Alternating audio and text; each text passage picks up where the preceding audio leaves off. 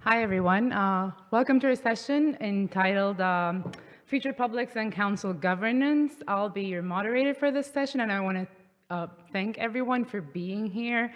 And for all those of you who are online, welcome if you're just joining us. My name is Yasemin Sari. I'm an assistant professor of philosophy at the Department of Philosophy and World Religions at the University of Northern Iowa. And today I have the distinct pleasure to introduce to you our speakers, Shmuel Lederman and MacKenzie, and also offer some remarks as the moderator later on. So Shmuel Lederman is a research fellow at the Weiss-Livnat Center for Holocaust Research and Education at the University of Haifa, and a lecturer at the University of Haifa and at the Open University of Israel. He's also obtained his doctoral degree in political science at the University of Haifa. He also serves as the assistant editor of the journal History and Memory. His main fields of interest are political theory and genocide studies.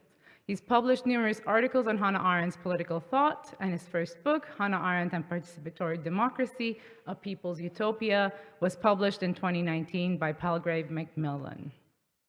Welcome, Shmuel. And MacKenzie, he holds a PhD in political science from the University of British Columbia and an MA in political science and social statistics from McGill University. I did my PhD in Canada, so I feel an affinity. In 2006 and 2007, he worked as a policy analyst and facilitator with the Ontario Citizens Assembly on electoral reform. Since that time, he's helped run several other randomly selected assemblies, both large and small. And before coming to the University of Pittsburgh, he was a democracy fellow and postdoctoral researcher at the Ash Center for Democratic Governance and Innovation at the Harvard Kennedy School. He's published his book project that is recently published, Future Publics, Democracy, Deliberation, and Future Regarding Action, is about the challenges and possibilities of making long-term decisions in democratic systems, and I think we'll have the opportunity to hear about that project a little bit today. So please join me in welcoming our speakers today, and please come to the stage. Yeah.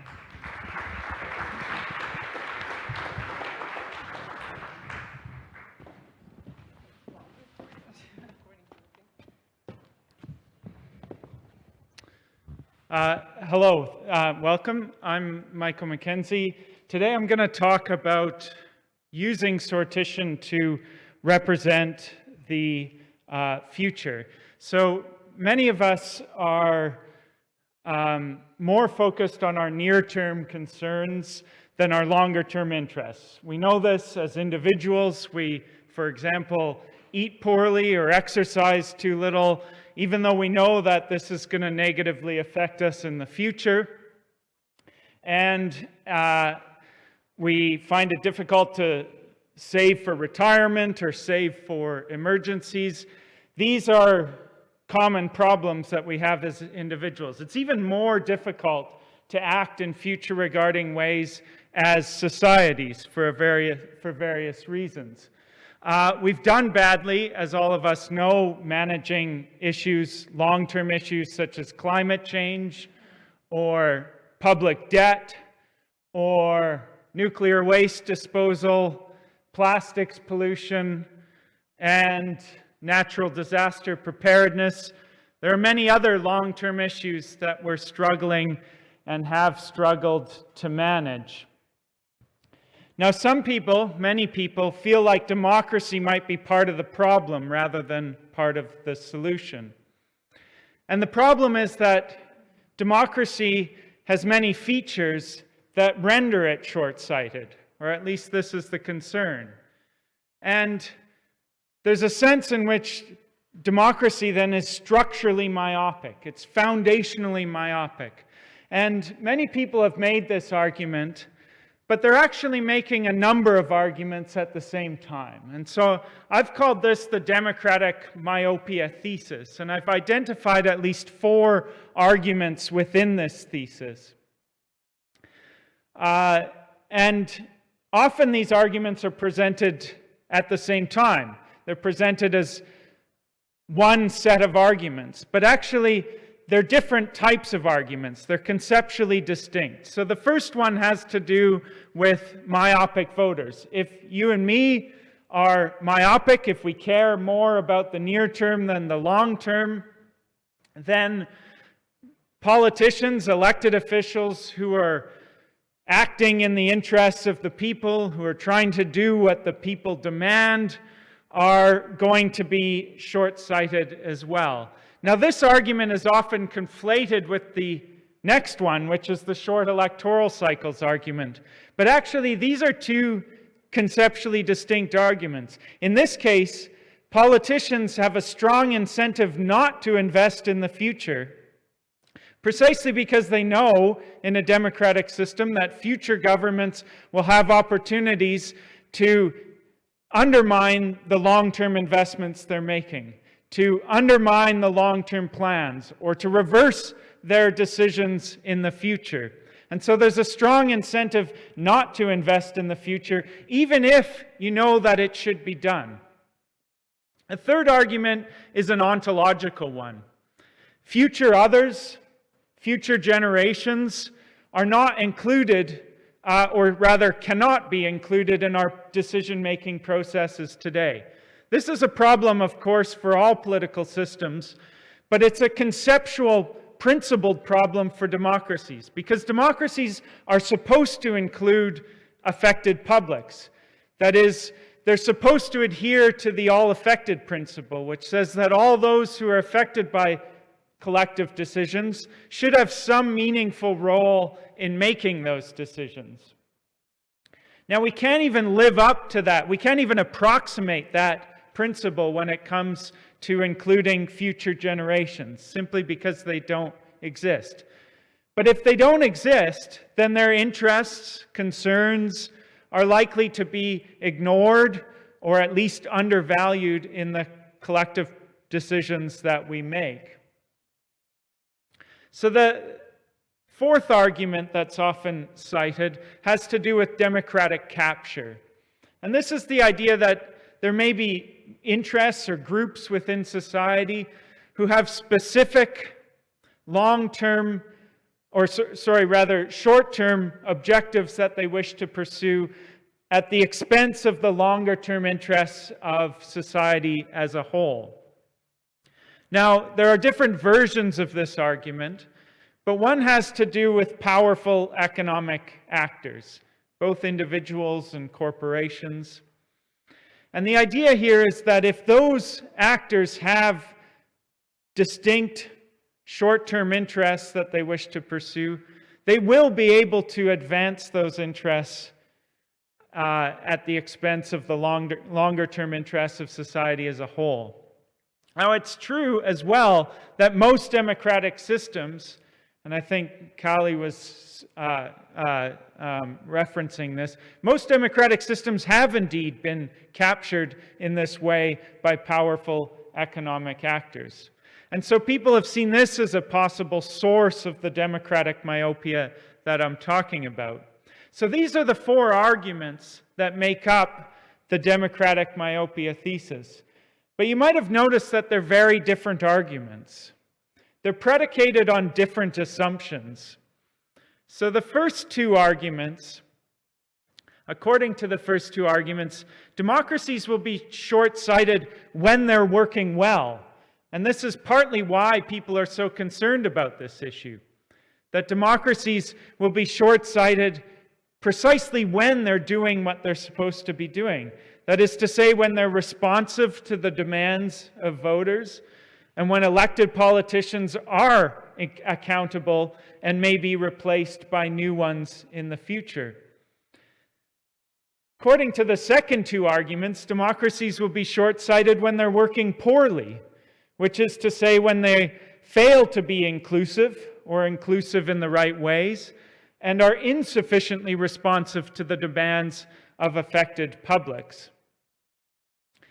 And so these are problems. All of them are problems, but they're different problems, and they're predicated on different assumptions about how democracy works. But the persuasiveness of the democratic myopia thesis has led many people to think that democracy is part of the problem, not part of the solution. It's part of the problem if we're trying to act in future-regarding ways. And so some people have argued that what we need are authoritarian regimes in order to make our political systems more future-regarding. Regimes that have the power and capacity to impose near-term costs on unwilling publics for their own future benefit. I'm more interested in democratic solutions to the democratic myopia problem. And the question is, how can we make our democratic systems more future-regarding while also making them more democratic? And that's a really difficult question. It's really unclear how we can do that. But I do think that sortition, as we're talking about today, may be part of the solution. So we've already talked a lot about sortition chambers, but just imagine, for the purposes of this argument, a political system with two legislative assemblies. One is an elected assembly, and the other is a permanent sortition chamber. So I'm delighted to hear that today Paris seems to have voted to create something like this, and I'm really keen to hear more about the details. What's interesting here is that in this sort of system, which could be applied at the local level, could be applied at the regional level, the national level, or even internationally, as we were discussing over lunch today. But in this kind of system, you can imagine the randomly selected legislature sitting for some limited period of time, maybe 1 or 2 years. I think that the people who sit on the chamber should be paid, just like the other politicians, and empowered. They would, in this scenario, have the power to assess, approve, amend, and reject law proposals coming from the elected assembly. But this assembly, the randomly selected assembly, should, I think, also have the power to initiate its own law proposals, which would then be assessed and deliberated in the elected assembly as well. Now, here's the catch. I think this kind of institution should be given an explicit mandate to act as a representative of the future. We don't have an institution like this in any of our political systems. And this particular model, sortition, a randomly selected permanent sortition legislature, has a number of features that I think are particularly well suited for representing the future. So first, it would be inclusive, as we've been talking about today. It would be more representative of all the different types of people in society. And this is important because when we're making long-term decisions, we're not just making decisions about climate and climate action or debt or any of the things that I've mentioned already. Every decision that we make has some long-term consequences, which is why I think we need a general purpose randomly selected legislature with an explicit mandate to represent the future. But it's even more complicated than that. Every decision that we make as a society will affect different groups within our current publics and also different groups and interests in future publics. And so the best way to get at how these long-term decisions are going to affect these different groups both now and in the future is to have an inclusive representative assembly. Now, secondly, it would be deliberative.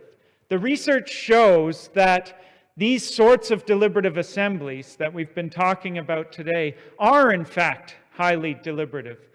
And this matters because our biases against the future are located in the intuitive parts of our brains, which is to say that we're biased against the future when we're not thinking carefully enough.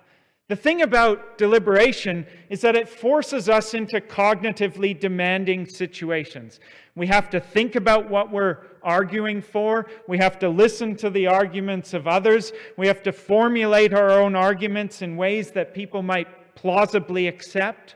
These are cognitively demanding tasks, and they force us to start using the analytical parts of our brains. And when we use the analytical parts of our brains, the biases we have against the future are harder to sustain. So the expectation is that the people coming into this assembly would be just as myopic as anybody else. But they wouldn't be as myopic once they start talking to each other in this deliberative assembly. And thirdly, it would be independent. And independent in at least two ways. One, it wouldn't be subject to the kinds of political dynamics associated with the short electoral cycles that I just talked about. But secondly, the members of the Citizens' Assembly could act independently from, for example, wealthy individuals or interests who seek to capture them and persuade them to vote in particular ways. They would have very little leverage over people who are part of a randomly selected legislature, because the members wouldn't owe to wealthy interests their position on the legislature. Wealthy interests wouldn't have supported their election campaigns. And so there's a sense in which these randomly selected representatives could act independently. And in fact, the idea of selecting people randomly underscores this kind of independence. The whole purpose, or one of the purposes of random selection, is to support this autonomy or independence that people have. And then fourthly, this body would be empowered. As I've explained, I think it could be designed so that it reviews legislation, but also may be empowered to veto it or initiate its own future regarding legislation. And we simply don't have a democratic, a representative, a deliberative institution that is charged with representing the interests of the future, but is also empowered in our existing democratic systems.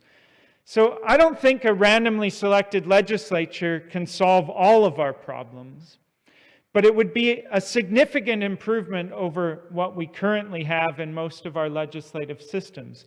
And there are other really interesting democratic innovations that people are talking about that would help enhance our capacities to act in future regarding ways. Nevertheless, I think that a randomly selected sortition chamber at the local, at the regional, at the national, at the international level, this can help ensure that the interests of future others are not ignored in our collective decision-making processes. Thanks very much.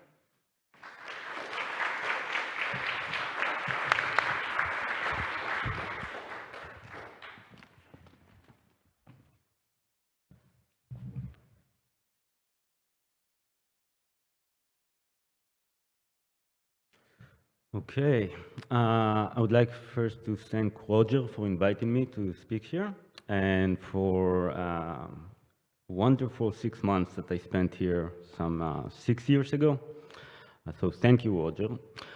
I also want to thank Roger for mentioning the realization or the acknowledgement in the tradition of political thought until the 19th century that a form of government based on elections would be an elitist form of government, and in fact until the 19th century it was considered not a democratic form of government, even if the election is open to every citizen, but rather an anti-democratic form of government, an aristocratic form of government, or even an oligarchy.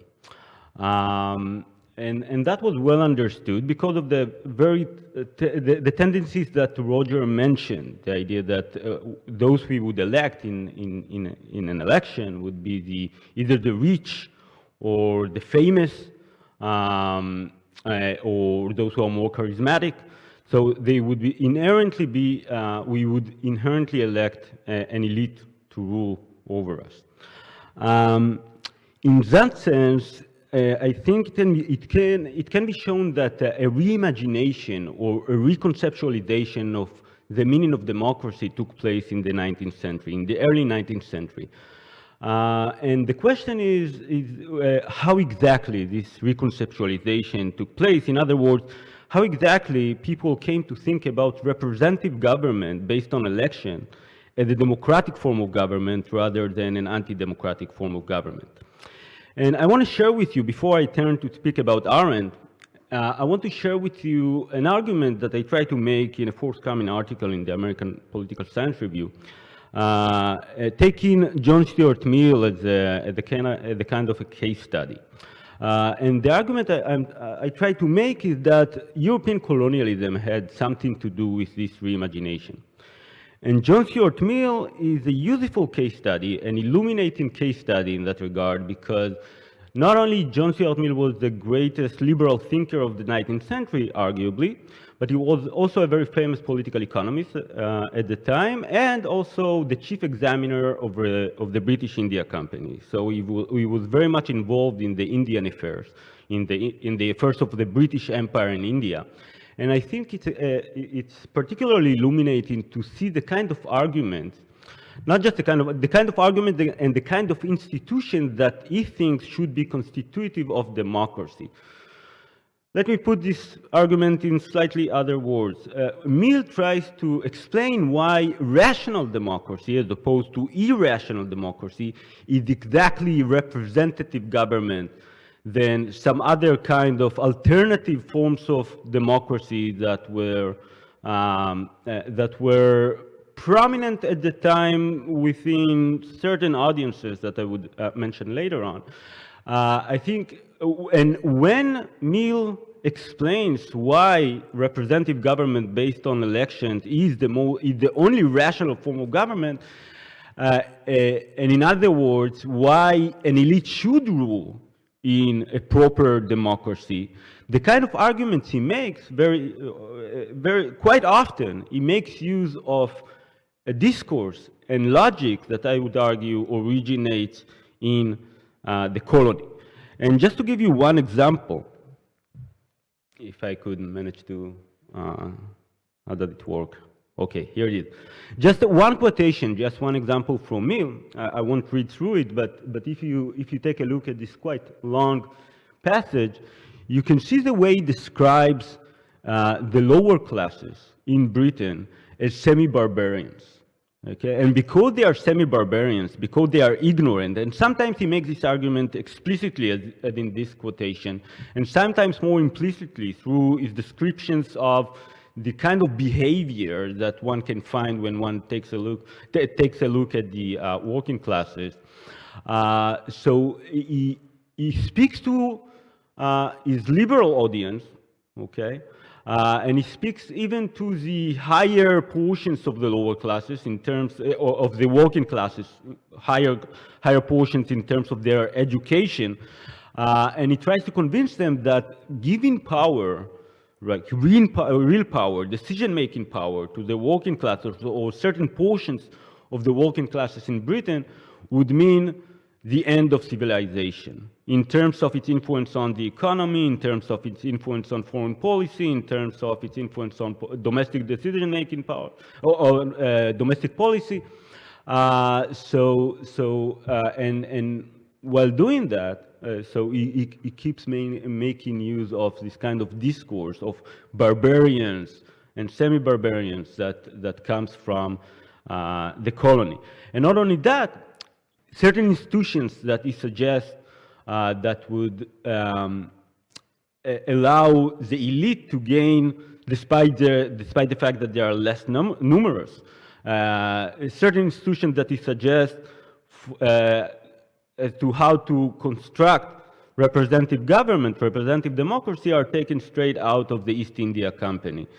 And finally, if you think about it, at least in terms of the kind of liberal arguments that we hear for representative government, at least ideally, as a form of meritocracy, if you think about it, there is quite a close resemblance with the common arguments that legitimized and justified European colonialism, right?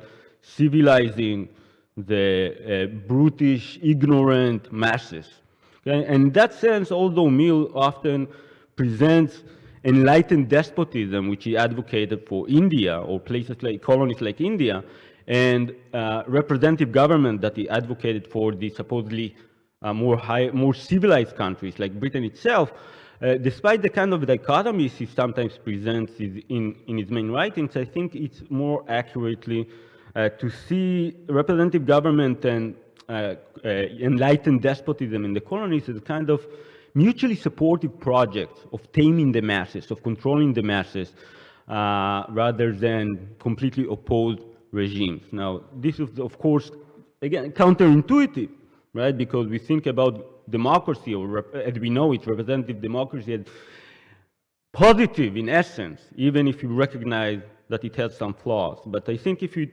look back in the early 19th century, mid-19th century, and we see the kind of logic that operated there, and how the meaning of democracy was reconceptualized, I think we can see those connections. Now, Mill had a specific reason to be concerned, because at the same time, among the workers in England, there were all kinds of radical ideas about how democracy should look like. And some ideas were pretty moderate. For example, the Chartist movement that called for mandated recall. So to be able, the Chartist movement, which was the most important workers movement of the time, they wanted to be able to recall representatives, delegates, each year if they fail to follow the instructions of those who sent them. But there were more radical ideas that today we call, or that came to be, or to turn into a tradition of what we call today council democracy. So if you look at what was happening, at least among the more radical circles of the workers in England in the 1830s, you see that they imagined a kind of a pyramid of workers' councils, or perhaps more accurately, citizen councils, up to the level of parliament, that would basically constitute a radically participatory form of democracy. And Mill was familiar with those ideas, at least the more moderate of them, and probably also with the more radical of these ideas about what democracy should look like. And I think that when he argues against the irrational ideas about democracy versus the rational idea of democracy, he has those kinds of radical ideas in mind that he argues against. Okay, and this is basically the beginning of what Hannah Arendt called the hidden treasure of modern revolution, which is this vision of a council democracy, again, a radically participatory form of democracy that would replace representative democracy as we know it. Now, as it was mentioned before, of course, every form of democracy would be representative, right? But there is a huge difference between a representative government based on elections and a kind of pyramid of citizen councils, which can take all kinds of forms. But of course, it would be much more participatory and hopefully much less elitist. Now, Arendt was familiar with these alternatives. Okay, she knew that, well, not so much, she doesn't mention at least those ideas that were prominent among some radical workers in the early 19th century, but she was very familiar with the tradition that started to emerge with the Paris Commune in 1871, which was celebrated by people like Marx, people like Bakunin, so in both the socialist or Marxist tradition and the anarchist tradition. And again, you can see some quotations, I won't read through them, but quotations celebrating what was the most famous first event of a kind of participatory democracy, radical participatory democracy.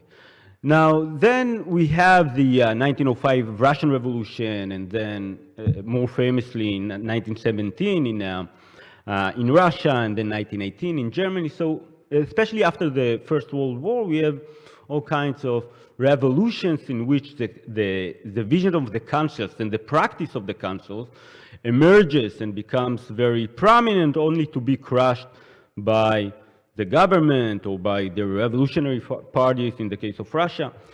And Arendt was very familiar with this vision, among other things, through her husband, Heinrich Blücher, who took part in one of these councils. He was a Marxist, a member of the Spartacus League in Germany. And he participated in one of these councils, and she was very much, I think it can be shown that she was very much influenced by his experience. But she had also other inspirations, for the Luxembourgs and others. And what I'll try to make, again, an argument I'll try to make very, very briefly, is that this vision of council democracy is crucially important, was crucially important to Arendt, to a much larger extent than most scholars recognize. And I want to try to demonstrate that through a brief exchange between Arendt and Karl Jaspers. It starts when Jaspers reads On Revolution, Arendt's famous book, in which at the end of it she elaborates a little bit on the council tradition and her vision of the council tradition. And so Jaspers reads On Revolution, and then he writes to Arendt, your comparison and identification of the meaning of the workers' and soldiers' councils, the small republics, the beginnings and the truth of all revolutions since the American one were familiar to me from your Hungary essay. So Arendt in 1958, she published an essay about the 1956 Hungarian Revolution, in which the councils were very prominent.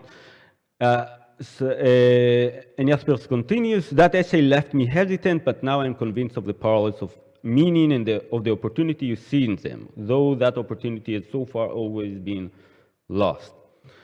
And then he adds, I sometimes think in reading your books that Greece is there for you. Without your homeland among the Greeks, you would hardly have been able to find the form. Without them, you could not have found the perspective that allowed you to perceive the marvelous significance of the American Constitution and its origin.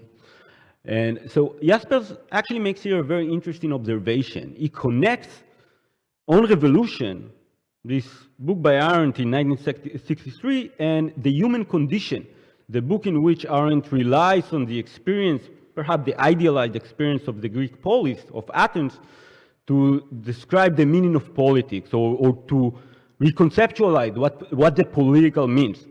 And if you look at the scholarship on Arendt, for the most part, scholars tend to distinguish or even to create a dichotomy between these two books, because it seems that in The Human Condition, Arendt present a kind of individualistic, heroic conception of the political, of politics, and in On Revolution, it's much more deliberative, associative, and so on. And in that sense, there seem to be two conceptions of politics, two different conceptions of politics that Arendt presents in her major works in political theory. Now, Jaspers tells here, actually, I read, now I understand that there is a tight connection, there's a strong connection between these two books. Without Greece, your homeland in Greece, you wouldn't have been able to recognize the potential of the councils. And Arendt's response is very interesting. Arendt tells him, I can't tell you how much your approval of the Revolution book pleased me. Not only because I was afraid you might not like it, but because every word you wrote strikes at the very heart of what I meant to say. A tragedy that warms and lightens the heart, because such great and simple things were at stake. Heinrich's experience, again, Heinrich Blücher, her husband's experience in the council, and the experience of America. Okay, so Arendt fully approved this Jaspers reading of her books and political theory. And I think through this exchange, and I try to show it more extensively in my book on Arendt, we can see how the vision of the council, a council democracy, was at the very heart of Arendt's political theory. And you can't really understand her political theory from early works like The Origins of Totalitarianism to her later works, for example, on the banality of evil and so on. You can't really understand without seeing at the background or looking at it through looking at this work through the perspective of her support for a council democracy. And there is a good reason why she supported this kind of radical democracy.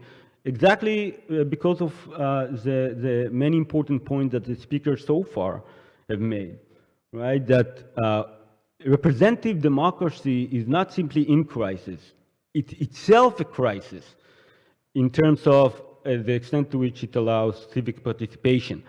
And for Arendt, in terms of her political theory, it would be representative democracy inherently disappears us, because appearance is so important to Arendt. Representative democracy disappears us, and the only way, if you are serious about renewing democracy, we need to create spaces in which we can appear face to face to each other. And in modern democracies, the only way to do that is council democracy. And I think this tradition that Arendt reinterpreted in a way is still alive in more implicit ways. I might be able to say more about that in the Q&A session, but I'll stop here. Thank you.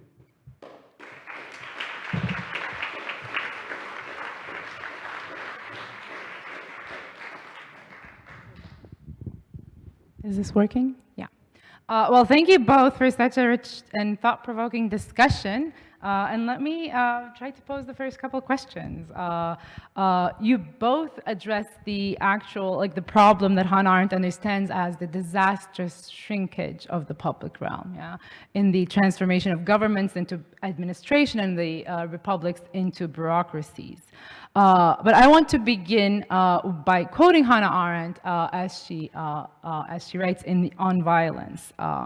What makes man a political being is his faculty of action. It enables him to get together with his peers, act in concert, and to reach out for goals and enterprises that would never enter his mind, let alone the desires of his heart. Had he not been given this gift to embark on something new.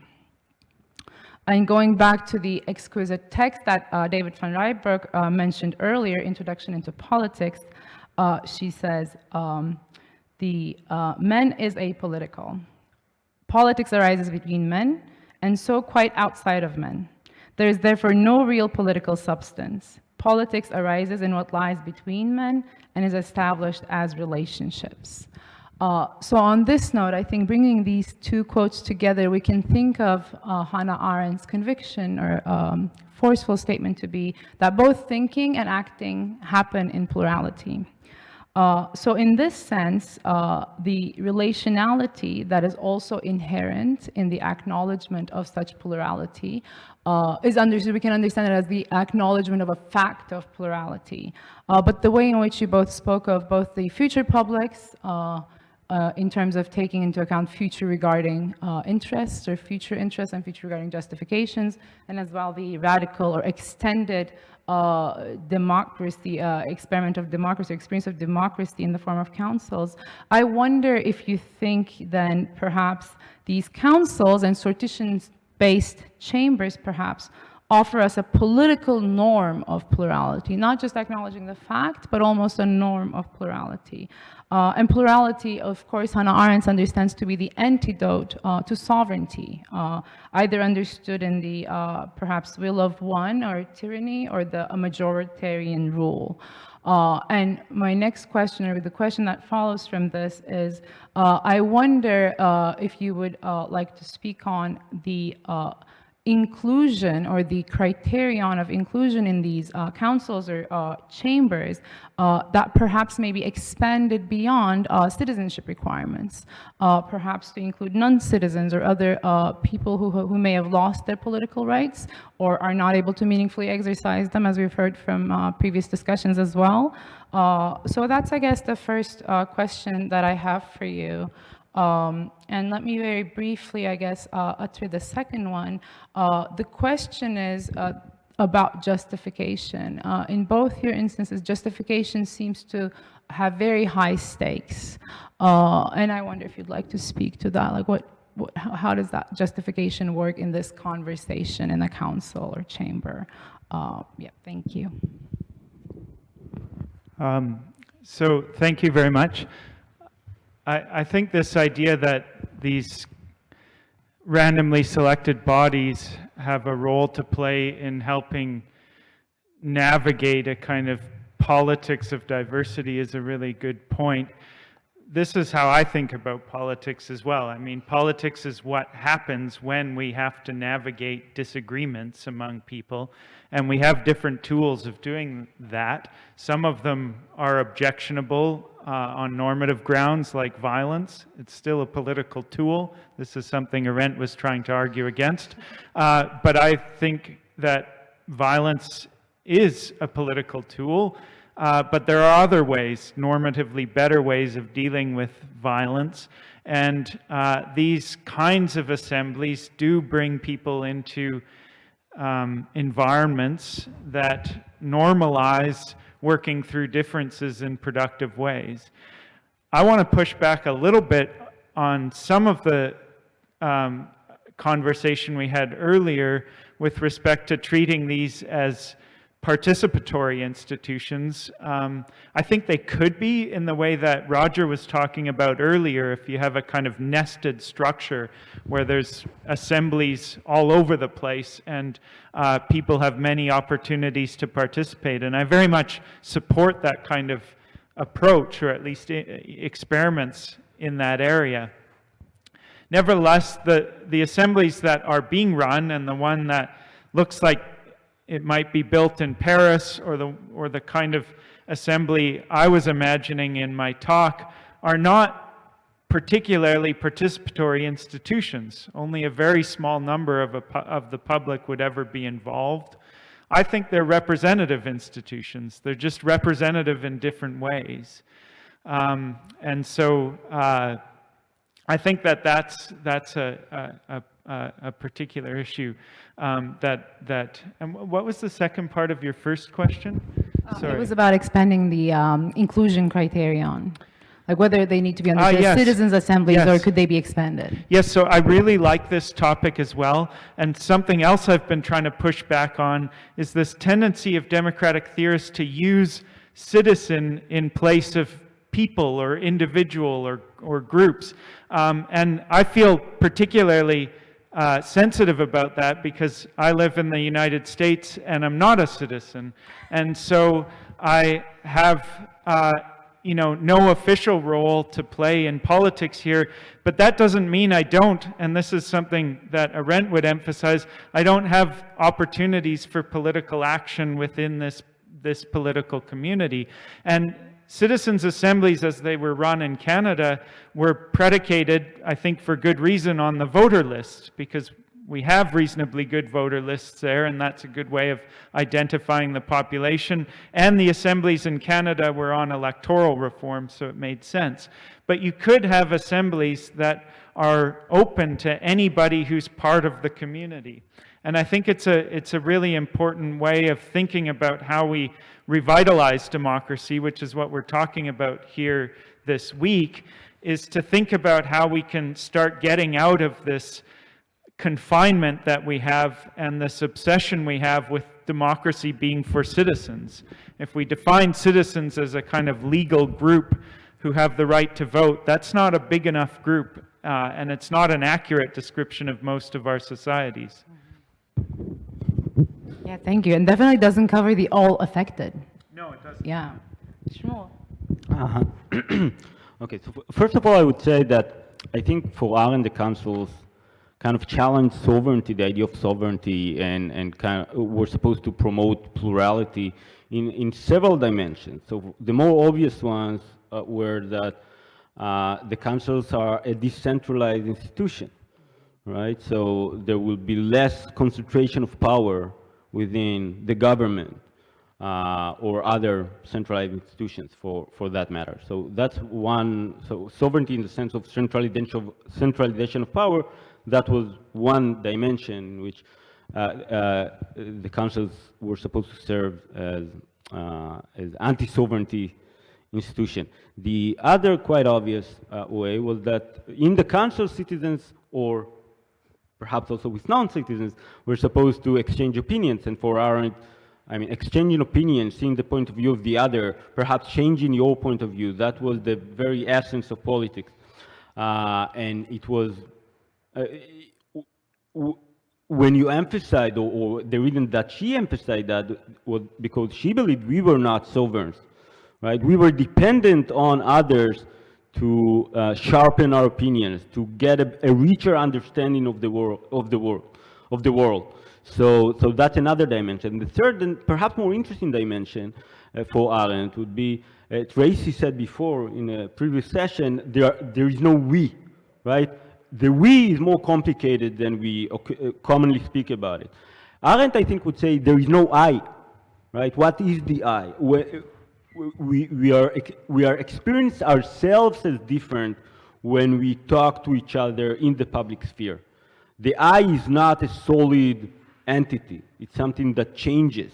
It's something that appears differently when we are in our private sphere and when we are in the public sphere. So that's kind of challenging the sovereignty of the self. Okay, we are not masters of our own identity in that sense.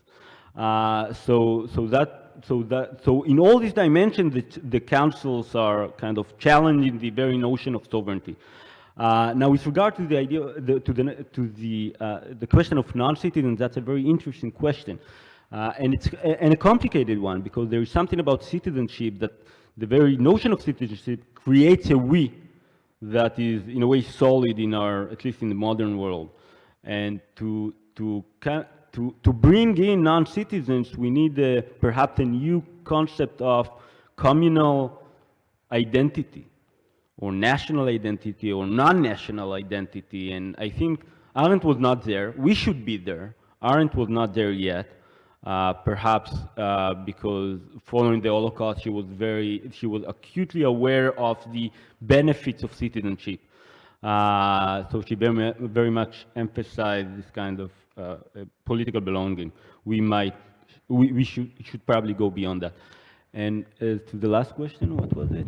It was on justification, but perhaps we can open it up and take some questions. Thank you so much. And I love that phrase, maybe reimagining what it means to belong and creating spaces of belonging differently. What questions do you have? Please.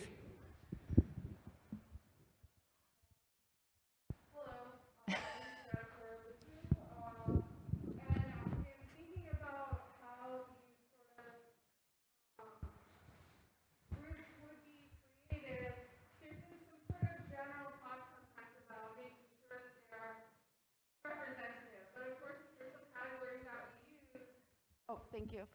The social categories that we use are complicated and overlapping, and I worry about issues of sort of tokenism. For example, Muslim people in the US represent only about 1% of the population.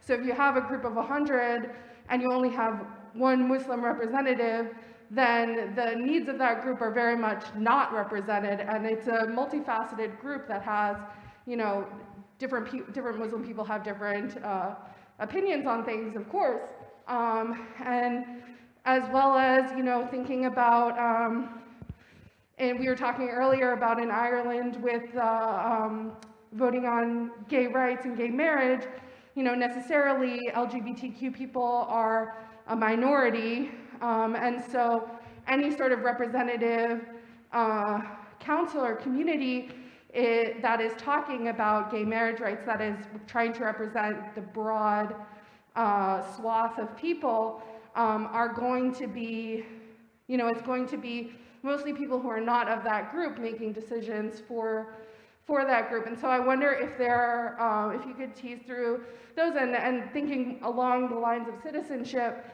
if these groups are only citizen-based, then what about questions about undocumented immigrants in the US, which we've seen recently, the atrocities that can happen when those people's concerns are not considered by elected officials, and the ways that violence can be perpetrated against those communities. So how do we reckon with these sort of multifaceted ways that identity is created, and these sort of questions of representation, tokenism, and citizenship? Thank you. Thanks for the great question. I agree with you, and I think it emphasizes something that we talked about earlier after David Van Raybroek's talk, and this is this tension between stratification and random selection. So on one level, random selection is brilliant because it does get at all these complicated overlapping forms of identity. That is, if you have a large enough group and you use random selection to form that group, you should, at least in principle, get people of all different types and people who have different overlapping identities or conceptions of themselves. And so on one level, random selection or sortition addresses precisely the concern that you're raising. But on another level, it doesn't, right? Which is also the point you wanted to make, which is that sometimes there's groups that have real interests that need to be addressed who wouldn't make up a sufficiently large number within any particular randomly selected assembly. And this then emphasizes this tension which Roger and David were talking about earlier, about when to use stratification and how much, and when to use pure random processes. And I think there's no answer to that, and no specific answer, but if you're talking about an issue-specific kind of assembly, an issue that has to do, for example, with relations that Muslim Americans have with other Americans or people more generally, or religious issues in general, these sorts of assemblies might call for stratification processes that make sure enough people from the Muslim community are included. Now, this wouldn't be possible for the kind of general purpose assembly that I was talking about, but it would be possible for many of these issue-specific assemblies, and that is in fact what we've done. At lunch we were talking about the fascinating Global Assembly, and they're using opinions about climate change to select, because they want to make sure that people who are skeptical about climate change or our options for dealing with it are sufficiently well included, so that the conversation can include them and be a real conversation about the real existing tensions about that issue that exist more broadly in our society. So I think it comes back to that tension between, stratification, when to do it, and random selection, and when to use pure random processes. I would just add that representation itself, in the sense of who should be represented and how, is itself a political question, right? It constantly changes according to how we perceive what kind of identities are especially important to us and should be represented. And I think, at the very least, something like a more participatory democracy through institutions like the councils or citizen assemblies allow a more direct discussion about, and a more open discussion about what kind of identities we think should be represented and are not represented in our democracy as it looks right now. So it gives more space, at the very least, to the question of representation.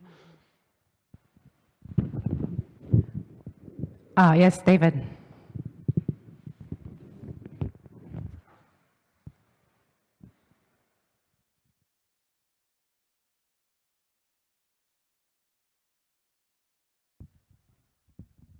Thank you, Phil. My name is David van Reybroek. A short remark and two very short questions. I very much like, Michael, when you said that the notion of citizens should be expanded, or that the categories of people who are eligible should be more than just citizens. In the first institutionalized permanent citizen assembly in the German-speaking part of Belgium, people can be younger than with the classical voting rights. You can vote from age 18 onwards. For the citizen assembly, being 16 is enough. And secondly, you don't need to be a Belgian or having a Belgian permit of residence. So anyone living there can actually be drafted by law. That was my remark. Then I have a short question for each of you. Shmuel, I would like to ask, you're such an expert on Hannah Arendt's writing. Have you come across anything she has written on sortition, or was her idea on how Athenian democracy worked a rather vague impression without knowing the intricacies of how it worked? That is the short question for you. And then for Michael, a very short one. You presented this great idea of a sortition chamber serving the future. You have done empirical research on this. I read your article. Can you share a little bit about the insights you had from what a random sample can do for the future? Thank you. Okay. I would say I don't think Arendt was very much interested in the specific mechanisms that were in Athens or in the Greek polis as much as she would, and this is why she doesn't, as far as I remember, she doesn't write about sortition and so on, because she was interested in the why, in the justification, in the legitimation question. For her, the important question was why we need, for example, democracy, in the specific sense that she thought about democracy. And I think that was one of her great innovations, that it was not about mostly, or first and foremost, not about getting our interests realized or getting power and so on, but there is a certain human experience that we can experience through politics or through speaking and acting with each other that does not exist in any other sphere.